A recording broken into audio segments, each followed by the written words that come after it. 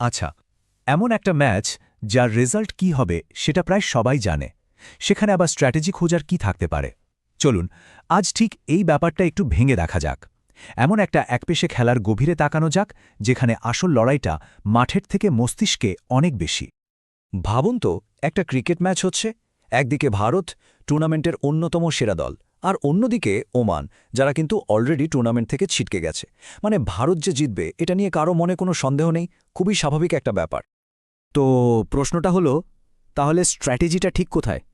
যদি ম্যাচের ফলাফল মোটামুটি জানাই থাকে, তাহলে বিশেষজ্ঞরা কেন এই ম্যাচটা নিয়ে এত চুলচেরা বিশ্লেষণ করছেন? এর পেছনের আসল কারণটা কি হতে পারে? এখানেই তো আসল মজাটা। এই যে এত বিশ্লেষণ, এত স্ট্র্যাটেজি, এগুলো কিন্তু ম্যাচের বিজয়ী কে হবে সেটা বলার জন্য একদমই নয়। আসলে এর আড়ালে যে সম্পূর্ণ অন্য একটা খেলা চলছে। কি সেই খেলা? চলুন সেটাই জেনে নেওয়া যাক। খেলাটার নাম হলো ফ্যান্টাসি স্পোর্টস। এখানে কি হয়? এখানে অংশগ্রহণকারীরা খেলোয়াড়দের নিয়ে নিজেদের একটা কাল্পনিক দল তৈরি করেন। তারপর সেই খেলোয়াড়রা আসল ম্যাচে যেরকম পারফর্ম করে, মানে রান করে বা উইকেট নেয়, তার উপর ভিত্তি করে পয়েন্ট পাওয়া যায়। সোজা কথায়, এখানে দল জিতল কি হারল, তার চেয়েও বড় কথা হলো কোন প্লেয়ার কেমন খেলল। এই পার্থক্যটাই কিন্তু সব। দেখুন, আসল ম্যাচের লক্ষ্য হলো দলের জয়, আর ফ্যান্টাসি হলো ব্যক্তিগত পয়েন্ট। মানে এখানে জেতার জন্য সেরা দল বাঁচতে হয় না, বাঁচতে হয় সেরা পারফর্মারদের। আর এই একটা ছোট্ট ব্যাপারই আমাদের পুরো ভাবনার জগৎটাকে একদম বদলে দেবে। চলুন এবার তাহলে শক্তিশালী দল মানে ভারতের স্ট্র্যাটেজিটা একটু দেখি। যেহেতু এই ম্যাচটা জেতা হারার দিক থেকে অতটা গুরুত্বপূর্ণ নয়, তাই এখানে আসল কৌশলটা হলো এটা বোঝা যে কোন খেলার জন্য বেশি সুযোগ দেওয়া হতে পারে। বিশেষজ্ঞরা কিন্তু একটা দারুণ সম্ভাবনার কথা বলছেন। সেটা হলো, এই ম্যাচে ভারতের ব্যাটিং অর্ডারে একটা বড়সড় রদবদল হতে পারে। যেমন সূর্যকুমার যাদবের মতো তারকা হয়তো একটু নিচে ব্যাট করবেন, আর সুযোগ পেয়ে যাবেন সঞ্জু স্যামসন বা তিলক ভার্মার মতো খেলোয়াড়রা। একবার ভাবুন তো, স্যামসন এই টুর্নামেন্টে এখনও ব্যাট করার সুযোগই পাননি। যারা ফ্যান্টাসি টিম বানাচ্ছে তাদের জন্য এই একটা তথ্যই কিন্তু খেলার মোড় ঘুরিয়ে দেওয়ার জন্য যথেষ্ট। এবার একটা বেশ অবাক করার মতো কৌশলের কথা বলা যাক। এই ধরনের একপেশে ম্যাচে সবচেয়ে দামি খেলোয়াড় কিন্তু প্রায়শই ব্যাটসম্যানরা নয়, বোলাররা হয়ে থাকে। হ্যাঁ, শুনতে একটু অদ্ভুত লাগলেও এর পেছনে কিন্তু দারুণ একটা যুক্তি আছে। দেখুন, ক্রিকেটে একটা দল 10টা উইকেটই হারাতে পারে, তাই না? আর ভারত ওমান ম্যাচে এটা প্রায় ধরে নেওয়াই যায় যে ওমানের 10টা উইকেটই পড়বে। এর মানে কি দাঁড়ালো? এর মানে হলো ভারতের বোলারদের জন্য উইকেট পাওয়াটা প্রায় নিশ্চিত।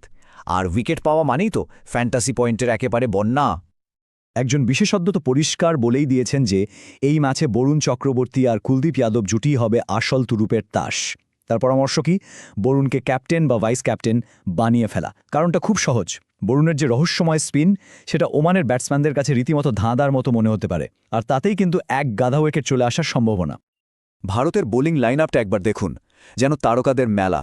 কুলদীপ যাদব, যিনি এর মধ্যেই 2 ম্যাচে 7টা উইকেট নিয়ে ফেলেছেন, আছেন স্পিন জাদুকর বরুণ, বিশ্বমানের পেসার জাসপ্রীত বুমরা আর নির্ভরযোগ্য অক্ষর প্যাটেল।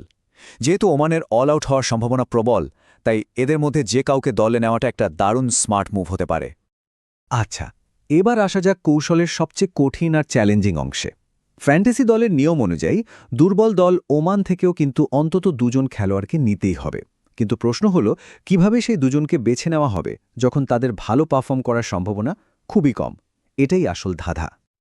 দেখুন, যখন কোনো দল থেকে রান বা উইকেট পাওয়ার আশা করাটা খুব কঠিন, তখন সবচেয়ে বুদ্ধিমানের কাজ হল অলরাউন্ডারদের দিকে তাকানো।